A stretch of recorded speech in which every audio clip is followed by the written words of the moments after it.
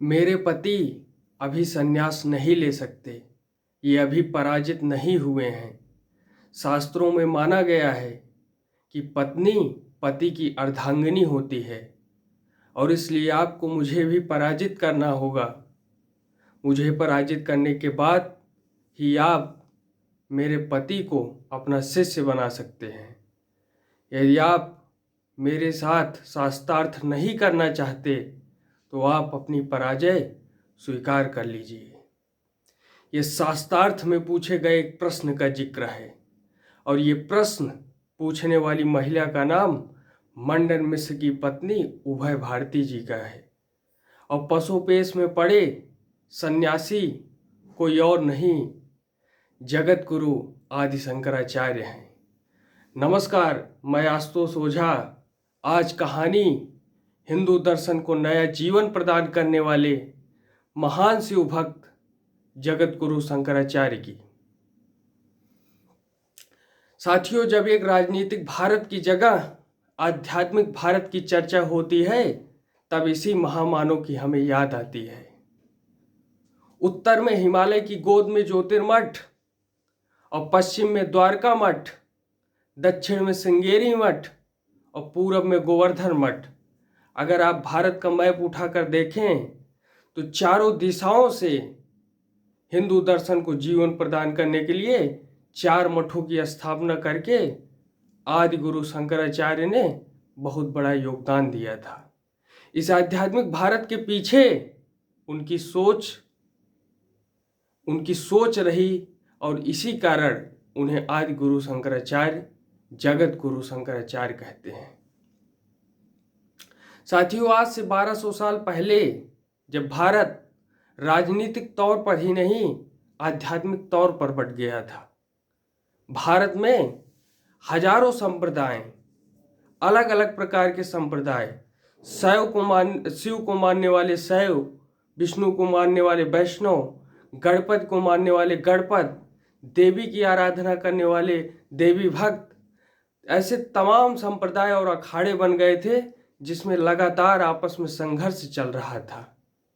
और इन हालात से धर्म को निकालने के लिए जगत गुरु आज शंकराचार्य ने पूरे भारत की पैदल यात्रा की और मकसद था भारत को आध्यात्मिक तौर पर एक करना, भारत को आध्यात्मिक तौर पर जोड़ना। उन्होंने भारत के अलग अलग धर्म और संप्रदाय के विद्वानों से शास्त्रार्थ किया और धर्म विजय की नींव रखी। साथियों, जगत गुरु आज शंकराचार्य का जन्म 788 ईस्वी में केरल के एर्णाकुलम जिले में कलाड़ी गांव में हुआ था। उनके पिता का नाम शिव गुरु भट्ट और माता का नाम सुभद्रा था।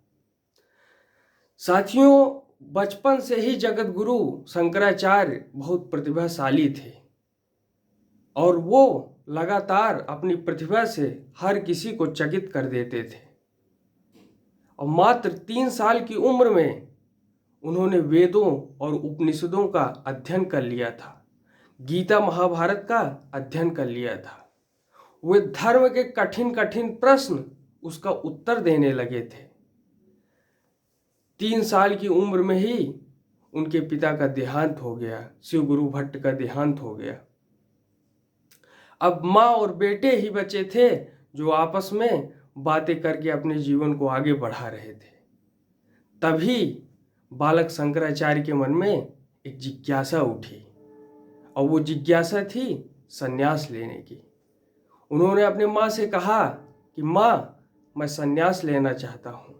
मैंने देखा है कि जीवन में व्यक्ति की जन्म होता है और फिर उसकी मृत्यु हो जाती है। इस जीवन में कहीं पर भी खुशी नहीं है। मैं इन सभी बंधनों से मुक्त होना चाहता हूँ। मैं संन्यास ग्रहण करना चाहता हूँ।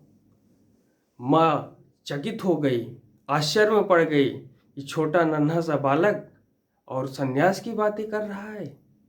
तो माँ तुरंत उस बात से मनाही की कि अभी तुम्हें संन्यास नहीं ग्रहण करना है। अभी आपको गृहस्थ जीवन में रह करके शिक्षा दीक्षा लेनी है, काम करना है, पूजा करनी है, आराधना करनी है, कर्म कांड करने हैं, इसलिए आप संन्यास मत लीजिए। साथियों, लेकिन बालक के मन में संन्यास बनने की एक ललक थी। साथियों, वो कहानी सभी भारतीयों को पता है कि वो एक दिन आया कि जब बालक शंकराचार्य नदी में स्नान करने के लिए गए, तो बालक नदी में स्नान कर रहे थे, तभी वहां पर एक घड़ियाल, एक मगरमच्छ उनके पैर को पकड़ लिया। कुछ ही दूर पर उनकी माँ पानी भर रही थी। तुरंत गांव वालों ने देखा कि बालक शंकर को एक घड़ियाल पकड़ के खींचता चला जा रहा है। तुरंत बालक शंकराचार्य की माँ पहुंची और बालक शंकराचार्य ने कहा, माता, मुझे आप सन्यास के लिए आज्ञा दे दीजिए, तभी ये घड़ियाल मुझे छोड़ेगा। माँ ने जब ये बात सुनी तो वो आश्चर्यचकित हो गई। लेकिन फिर बालक ने कहा कि माँ, मेरे पास कुछ ही क्षण शेष है, आप मुझे तुरंत सन्यास की आज्ञा दीजिए। और आश्चर्य की बात यह है कि जैसे ही माँ ने जो है आज्ञा दिया, मगरमच्छ ने तुरंत जो है बालक शंकर के पैर को छोड़ दिया और उन्हें सन्यास की मंजूरी मिल गई। लेकिन माँ ने एक वचन लिया कि बेटा, तुम सन्यास तो ग्रहण कर रहे हो, लेकिन मेरी एक बात मानोगे? बालक शंकर ने पूछा, क्या माता? तो बालक शंकर ने कहा, माता ने कहा कि जब भी मैं तुम्हें बुलाऊंगी, मैं चाहती हूँ मेरे जीवन के अंतिम क्षणों में मेरी अंत्येष्टि, मेरा दाह संस्कार, ये सब तुम ही करो और ये तुम्हारे हाथों से हो। और तुरंत एक क्षण का समय नहीं लगा और बालक शंकर ने इसे स्वीकार कर लिया और माँ ने वचन लिया। और उसके बाद संन्यास ग्रहण शंकराचार्य ने किया।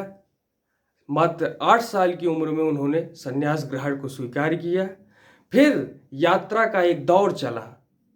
केरल के कलाड़ी से निकलकर चलते चलते चलते चलते ओंकारेश्वर तक वो पहुंच गए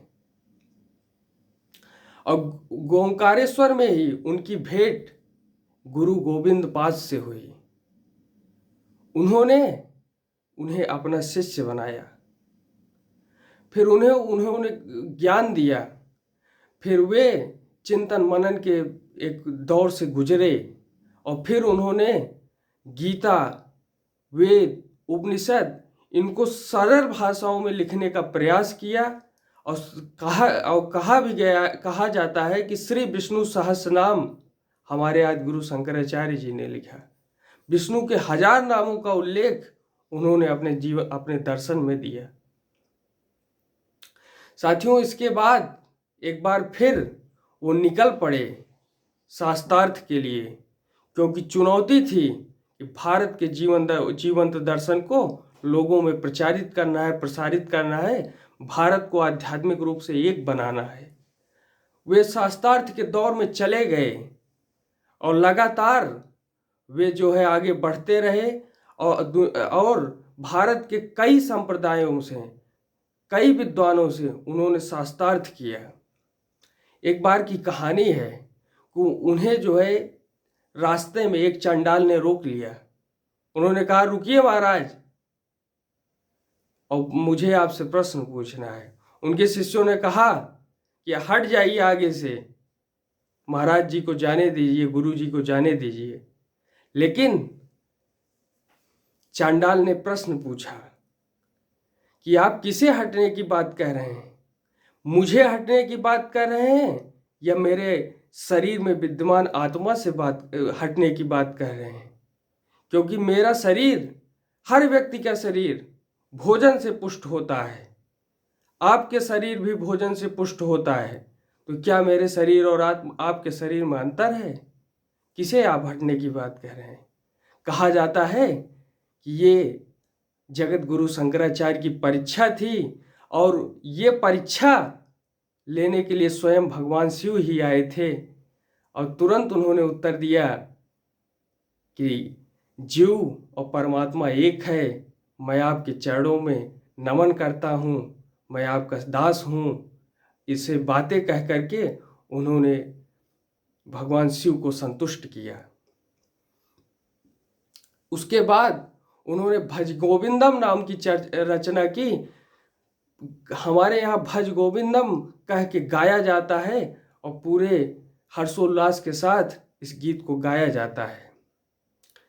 फिर मंडन मिश्र के घर चलते चलते मंडन मिश्र के यहाँ वो पहुँच गए और वहाँ गांव में मंडन मिश्र के यहाँ तोता भी जो है संस्कृत में जो है दोहे और चौपाइयाँ बोलता था, संस्कृत के श्लोक बोलता था। फिर जो है वो दौड़ शुरू हुआ कि मंडन मिश्र और हमारे जो है आदि शंकराचार्य बैठ गए। कर्मकांड वर्सेस ज्ञान कांड की बातें होनी शुरू हो गई। आत्मा परमात्मा को एक कैसे माना जाए, मंडन मिश्र ने पूछ लिया कि आत्मा और परमात्मा एक कैसे हो सकते हैं। ये तो किसी ने न देखा है, न किसी ने समझा है, न मैंने आंखों से देखा है, न इस बात को जो है महसूस किया है, तो मैं इस बात को कैसे मानूं। तो शंकराचार्य जी ने तर्क दिया कि परमात्मा इंद्रियों से परे है। आँख, कान, नाक, मुंह, जिह्वा, इन सभी से परमात्मा को स्पर्श नहीं किया जा सकता। परमात्मा इंद्रियों से परे है। ये शंकराचार्य जी का तर्क था। फिर अनेक प्रश्नों के जो है झड़ी लगा दी गई और सभी प्रश्नों को उन्होंने संतुष्ट करके उत्तर दे दिया। और इस प्रकार शास्त्रार्थ लगातार 17 दिनों तक चला और 18वें दिन मंडन मिश्र ने कहा कि मैंने आज जो है बहुत कुछ सीख लिया है, मैं आपका जो है सन्यासी बनकर आपकी सेवा में आना चाहता हूँ, आपका शिष्य बनना चाहता हूँ। जो शर्त उन्होंने पहले रखी थी और उसे स्वीकार किया। तुरंत मंडन मिश्र की जो है पत्नी खड़ी हो गई, वह भारती जी। उन्होंने कहा कि अब आप मुझे जो है शास्त्रार्थ में बैठने का अवसर दीजिए, क्योंकि पत्नी पति की अर्धांगिनी होती है और इस कारण से अभी ये शास्त्रार्थ पूरा नहीं हुआ है। मैं इस शास्त्रार्थ का जो है नेतृत्व करना चाहती हूँ, आप मुझसे शास्त्रार्थ कीजिए। उन्होंने सहर्षता से इसे स्वीकार कर लिया जगत गुरु शंकराचार्य जी ने। और उसके बाद एक अलग किस्म का प्रश्न उन्होंने उभय भारती जी ने शुरू किया। जब सारे प्रश्न समाप्त हो गए, वेदों, उपनिषदों, गीता, महाभारत सभी के प्रश्न समाप्त हो गए, तब उन्होंने काम शास्त्र का प्रश्न पूछना शुरू किया।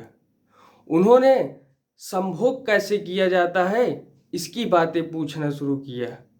महिलाएं पुरुष को रिझाने के लिए किन किन विधियों का प्रयोग करती हैं, इन सभी प्रश्नों को वो पूछने लगी।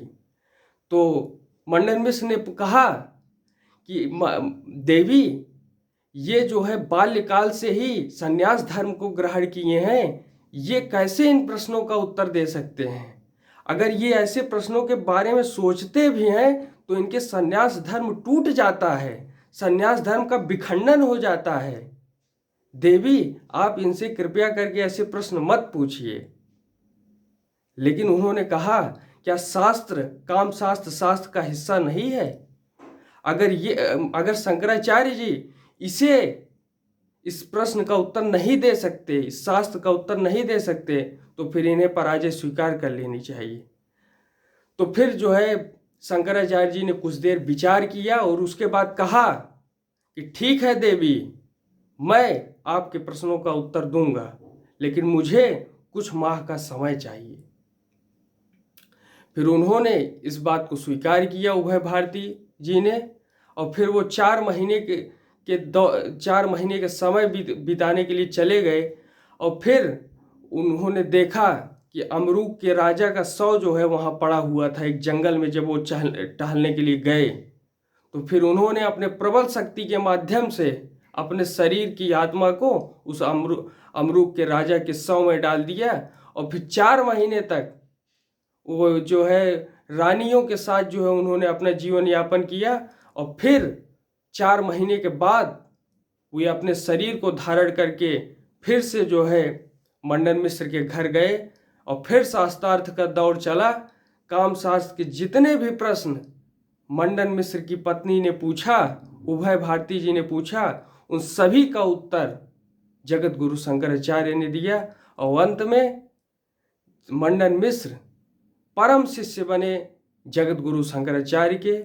लेकिन जगत गुरु शंकराचार्य के शास्त्रार्थ करने का ये अर्थ कभी नहीं था कि हमें किसी को अपमान करना है या किसी को पराजित करना है।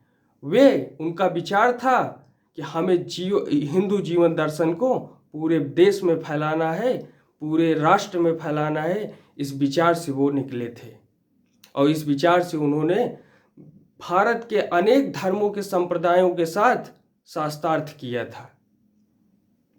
फिर उन्होंने पूरे देश में दिग्विजय यात्रा भी की और फिर अपने 32 वर्ष की आयु में वे केदारनाथ में तपस्या करते हुए, अपने मन की शक्ति को नियंत्रित करते हुए अंतर्ध्यान हो गए।